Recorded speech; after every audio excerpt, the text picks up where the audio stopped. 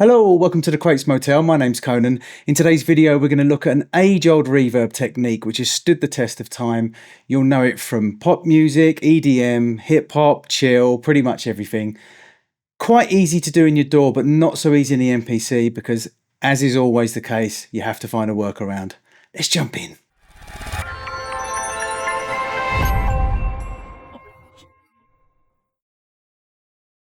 Okay, so I've made a beat in the MPC. Pretty standard house beat, and then I've put a vocal over the top. The reason why I'm using a vocal to demonstrate this technique is because that's probably where you've heard it used the most, but you can use it on anything. I've heard it used on pianos, synths, drums, guitars. You know, there's no rules here, but you probably would have heard it the most used on a vocal.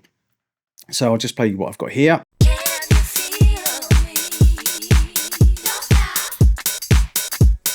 Okay, simple as that.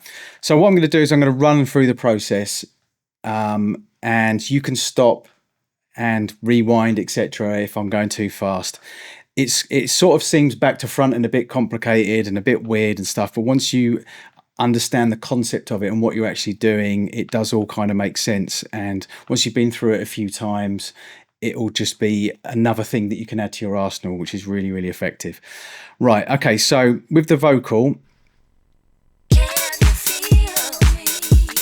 what I basically want to do is I want to add a big reverb to it, kind of like the Vangelis Blade Runner Infinity reverb that where he used a Lexicon 224, I think it was, to get this really big long reverb. Now I don't want the super long reverb, so I'm going to use air reverb. A hall or something like that is a pretty good one to go for. I've got the room size set to 60%, time at about 5 seconds. Now, what I want to say is that every single source that you use is going to be different. These are don't copy these numbers. Experiment. There is no exact science to it. The concept is a science, but every single source that you use is going to be different. So you're going to need to use your ears and play around with it, which is fun, right? So don't copy my numbers exactly, but you'll get the concept of it. So basically, I've put a big reverb on it that's got a nice long tail.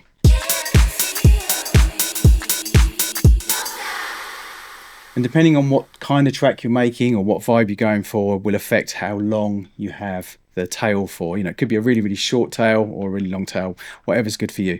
So if I now come out of here, now I want to basically make a sample of the vocal with the big reverb on it, but I don't want the whole...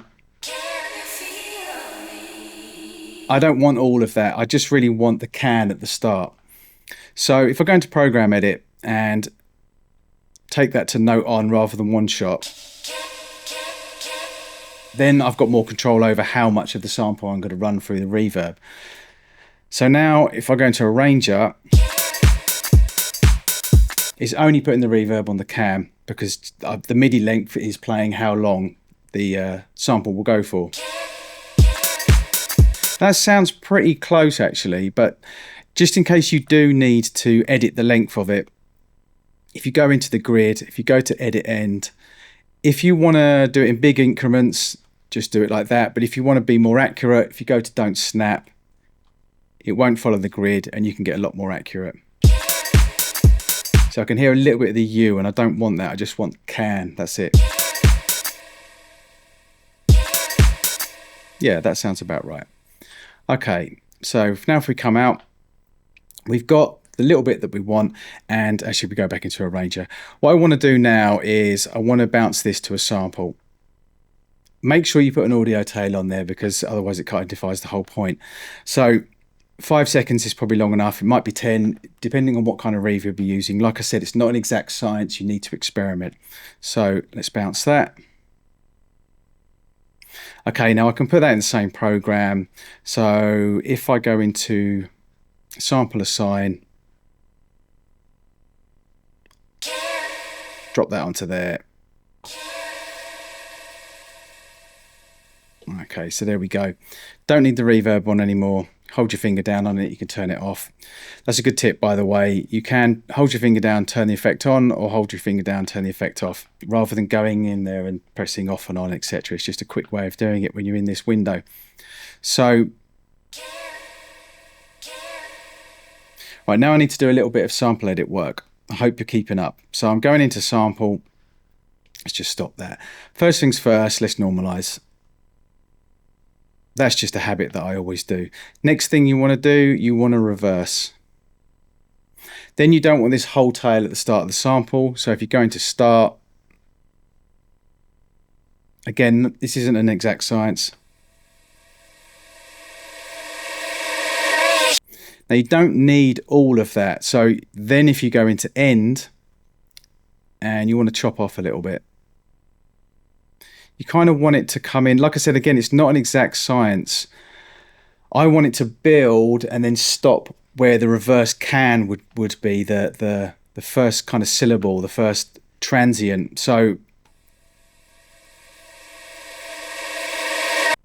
yeah, that sounds pretty decent. Maybe a little bit more. Okay. Like I said, not an exact science. If we go into process and then go into discard, now we've got that sample like that. Perfect. Right, now if we go into arrange, now the actual, first we want to put that back to one shot. Can you feel me? That one's already on one shot, that's fine. Make sure you do that. Okay, so now going back into arrange,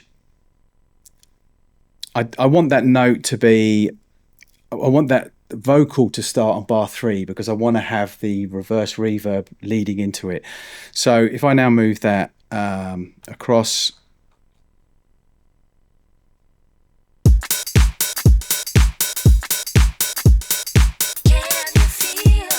okay, there we go. Now what I want to do is I basically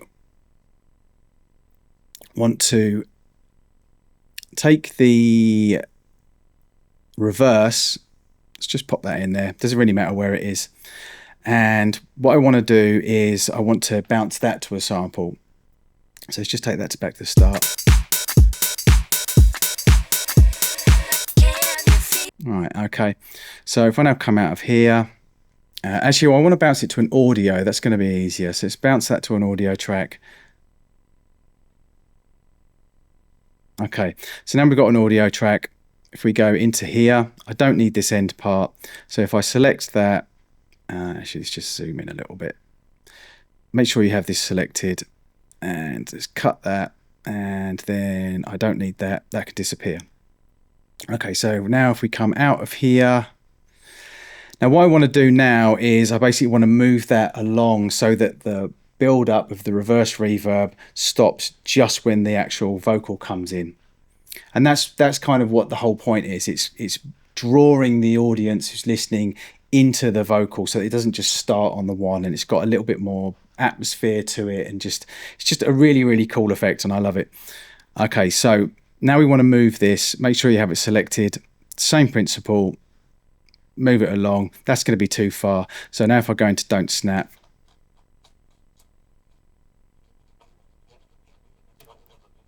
there probably is a quicker way of doing this.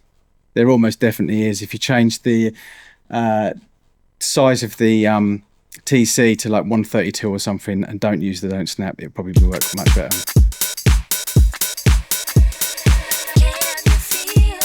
Okay, so that's not quite right. Take it back a little bit.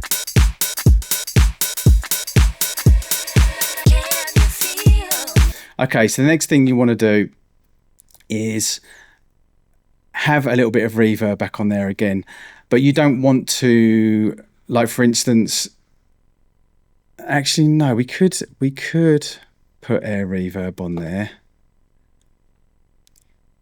and have the concert hall, but just not have it quite as long. Have the room size down a little bit. Let's take that back, the mix to about 50. Let's listen to what that sounds like.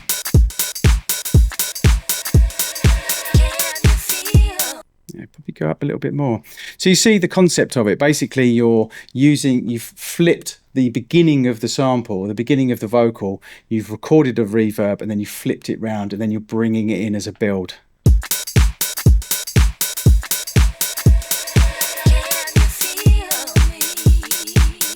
Now you can hear it's not exactly on. It would take me a lot longer to get it absolutely exact. There's a little bit of a sort of a da-da, like a little double, but spend a little bit longer on it and you'll get it in the right place. But you know, basically that's the concept.